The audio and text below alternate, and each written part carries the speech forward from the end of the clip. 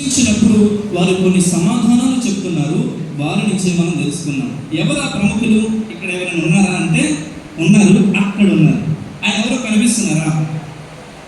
ఎవరో కనిపించిన ఆ వ్యక్తిని కాదు, అది చర్చ్. ఆ వ్యక్తి ఒక సేవకుడు. ఎవరైనా ఓ సేవకుడు.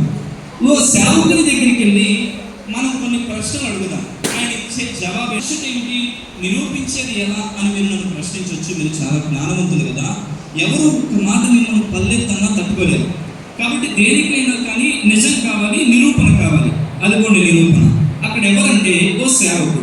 ఆ సేవకుడిని కొన్ని ప్రశ్నలు అడుగుతున్నప్పుడు ఆయన ఇచ్చే జవాబు ఏంటో చూద్దాం. ఫస్ట్ ప్రశ్న ఏంటంటే, పరిశుద్ధ మందిరంలో ప్రభు బల్లారాధనలో అతి తక్కువగా చెయ్యి వేసే వాళ్ళు ఎవరు?